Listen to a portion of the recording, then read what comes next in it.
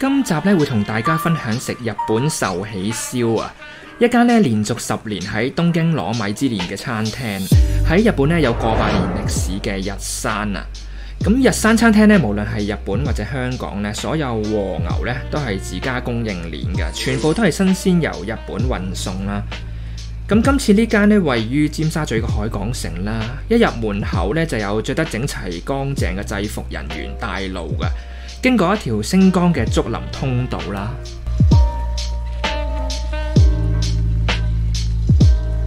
呢間餐廳呢，我哋都預早咗2個星期前訂位嘅。咁意外呢，係今次安排咗我哋坐咗一個我認為全餐廳最好嘅位置啊！今次有幸呢，有位好細心嘅員工姐姐呢，為我哋全程講解用餐嘅所有介紹嘅。日山晚餐呢，主要都係分3個唔同級數嘅 Sukiyaki 套餐嘅，分別呢有松啦、竹啦同埋梅嘅套餐啦。松咧就1388啦，係最招牌最多款式嘅套餐啦。咁竹咧就988，最平就係梅688。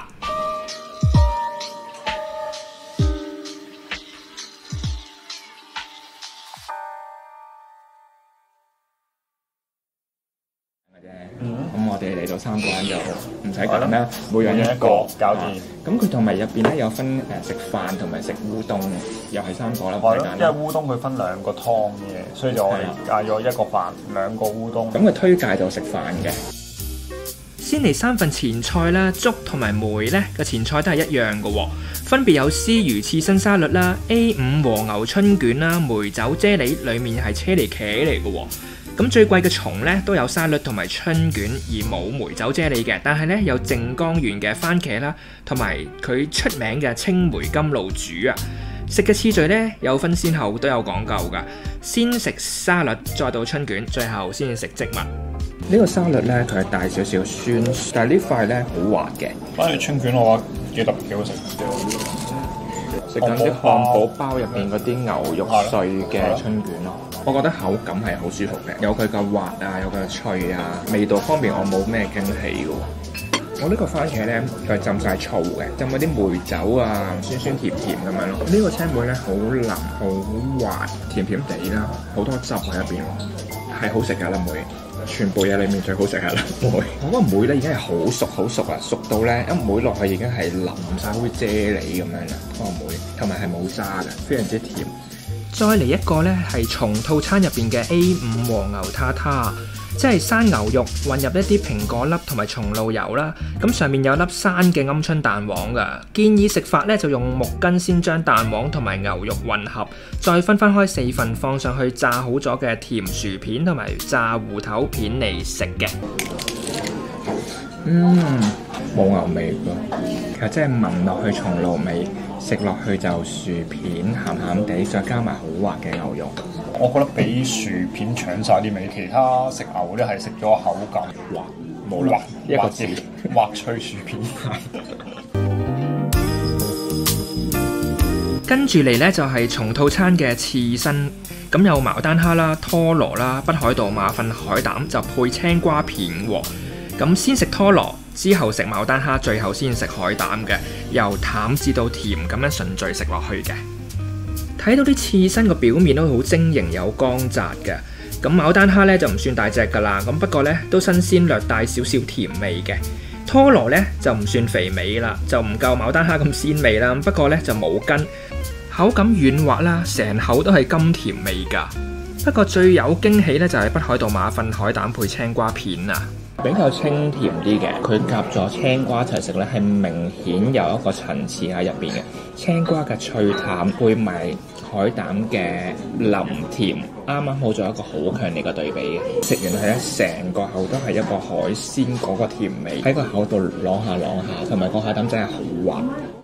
另一邊呢，就有竹套餐嘅和牛壽司3品啊！有火隻嘅和牛壽司啦，上面有葱同埋蘿蔔蓉啦，中間呢就係海膽和牛刺身壽司嚟嘅。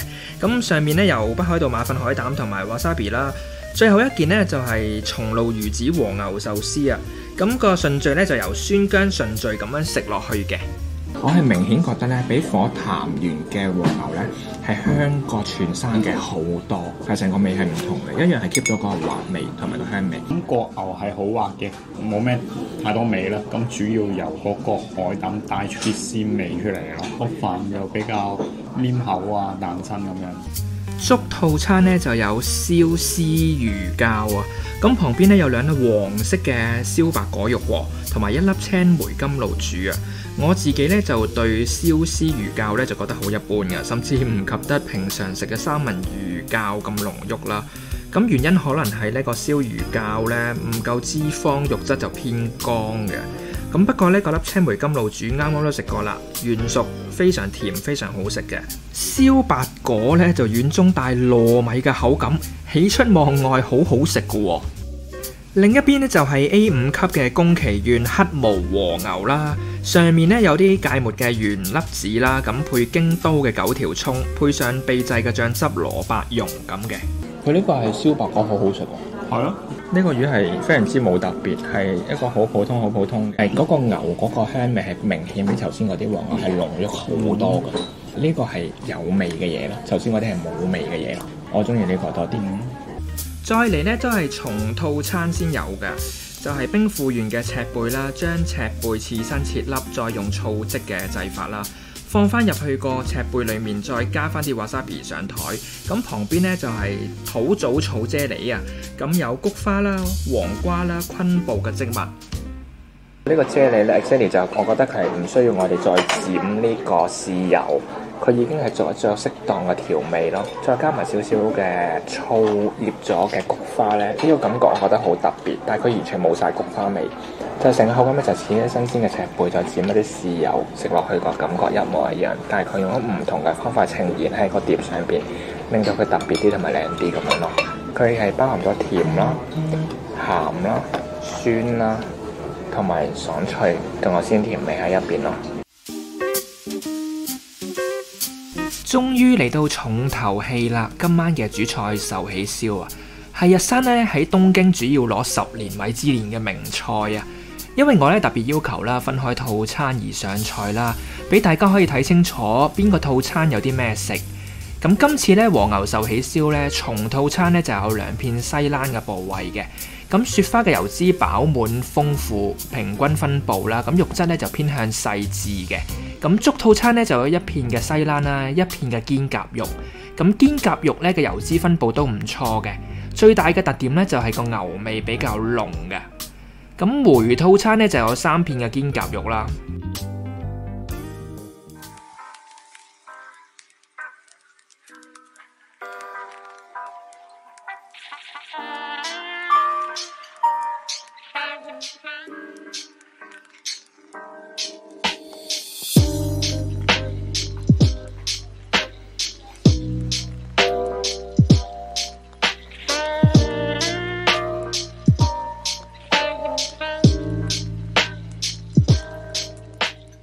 翻到嚟我哋嘅稻庭烏冬熱食啦，咁上邊呢就係水菜啦，湯底呢就係牛骨熬製嘅白湯，咁冷烏冬呢就係木魚冷麵湯汁啦，咁配薑蓉、白芝麻、白葱，因應自己嘅喜歡程度啦，個份量加入個冷湯汁，再將烏冬點入啲汁度再食嘅，咁加埋啲青檸汁呢，就會令個口感更清新啦。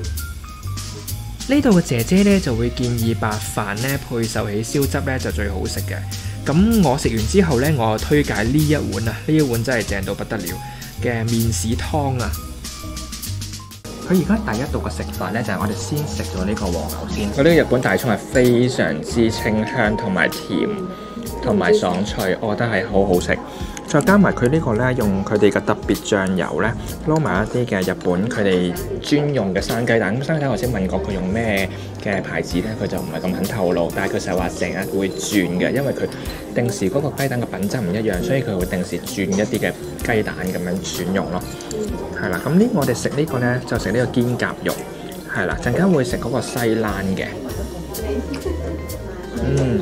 本身和牛嗰個脂肪都係重，所以佢本身已經好滑，再加上佢個蛋就滑上加滑咯。蛋啖食落去咧，又唔係 feel 到有啲咩味，但係佢會慢慢滲好重嘅牛味出嚟咯。咁入邊有個豆腐㗎，唔似嗰啲步花豆腐嘅，佢都係有啲邊角位都有少少嘅韌嘅味道，但係入邊全部都係好滑嘅。佢呢度好好啊！佢會第一道咧問我哋食完一個叫做佢正常嗰個煮法啦，佢 standard 嘅煮法啦。咁佢問我哋第二道需唔需要調校嗰個濃味？如果我哋想鹹啲咧，就可以再叫佢重手啲；如果佢想淡啲，食出個牛嘅味道咧，咁佢就會輕手啲咁樣樣咯。再嚟咧，我哋試呢個叫做麵豉湯啦。麵豉湯入邊有啲蘿蔔嘅喎。呢個麵豉湯係比較清香嘅，同我哋平時出街食嗰啲係完全兩回事嚟嘅。呢個係清香清甜嘅感覺，係好好飲，我自己覺得係。試下將呢個飯咧就加落去佢呢個蛋汁嗰度食啦。哇！佢呢啲烏冬咧，佢偏向扁薄一啲嘅，似我哋平時食嗰啲嘅上海麵、幼身上海麵。呢個湯好好飲，好清嘅牛骨，同埋佢唔肥喎。食完第一碗嘅煎鴿肉咧，第二碗嘅壽喜燒咧就係西冷啦。咁不過煮法咧就有啲唔一樣嘅，會有配菜嘅，有冬菇啦、荷蘭豆啦、洋葱，咁底下咧仲有啲舉陽麵嘅。咁呢度咧就會建議客人搭配生雞蛋一齊食嘅。先將雞蛋咧撈埋入蔬菜同埋牛肉裡面啦，令到佢吸滿晒啲蛋汁之後咧，再倒翻入啲白飯度撈埋一齊再食，就係呢度日山咧最推薦嘅食物啦。勁香洋葱味啊！呢個舉陽麵咧，佢係特別幼身啦，同埋係脆㗎。煎完啲湯之後咧，已經係收乾咗水分，口感咧，我覺得好似熱咗嘅海蜇。呢個西冷咧，佢嗰個油脂分佈都係好犀利嘅。呢個係香好多啦，我自己覺得呢個係牛味重啲嘅。呢個都係好滑。如果兩者分別咧，咁我自己中意西冷多少少。其實最正宗嘅食法咧，佢就 recommend 我哋咧就先食完第一個飲蛋嘅牛啦，跟住佢第二個嗰個煮出嚟咧，嗰啲汁就撈埋第一次嗰啲蛋漿，然之後再撈啲飯，咁就最好食嘅。係啦，咁我再俾多少少嘅生蛋漿，我哋溝啦溝啦溝啦溝啦溝啦。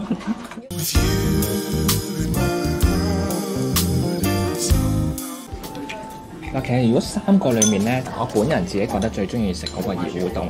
第二就係個飯點解好食咧？因為佢撈埋啲汁咁樣咧，索晒啲味道嗰種好食咯。但係嚟到呢度就唔好揀冷烏冬，係因為真係冇乜味道嘅。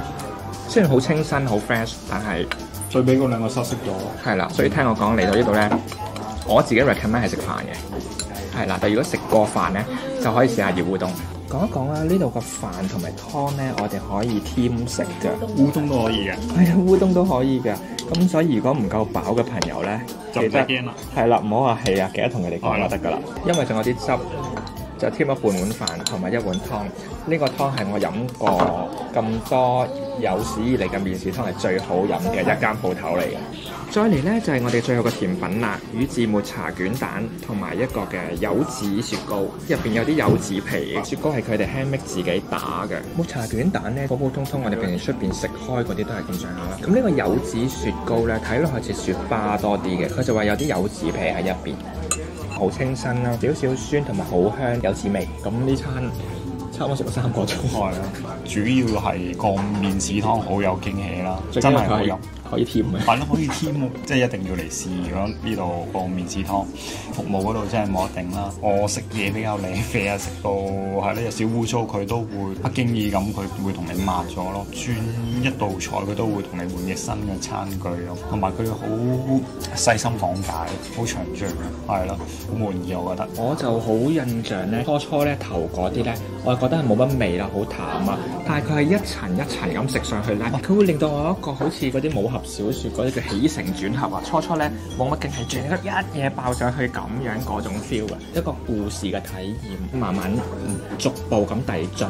咁我覺得呢個好好嘅，同埋呢個姐姐咧非常之講解清晰啊，樣嘢，我覺得係佢值得攞米芝蓮嘅，因為佢係每次食之前問我哋會對啲咩食物敏感啊，啲咩唔中意啊，啲咩可以改進啊，夠唔夠啊，需唔需要嗰啲調味濃啲啊、淡啲啊咁樣。喺服務我自己覺得佢係達到米芝蓮嘅級數，同埋佢呢個環境咧，我啱問過佢，佢話呢個係成間店咧，佢初係諗住攞嚟做壽喜燒個地方嚟嘅，但係我哋好彩，竟然可以坐喺呢個位，應該無敵海景。我最難忘就係嗰個西冷。成嗰個配套，所有嘢食落係好滑啊！無論係環境、地方、食物質素、服務都係非常之高分嘅餐廳。咁所以呢間餐廳，如果以普通咧，我哋平時可以都係唔使過1000蚊嘅飯啊、湯啊、任添，其實係好抵食嘅，我自己覺得。今日分享係咁多啦，我高度評價嘅呢間，我都係。係啦，咁如果中意我呢啲片咧，記得點讚、訂閱同埋個鐘仔，我哋下次再拍多啲俾大家睇，好冇？OK，下條片再見，拜拜。拜拜。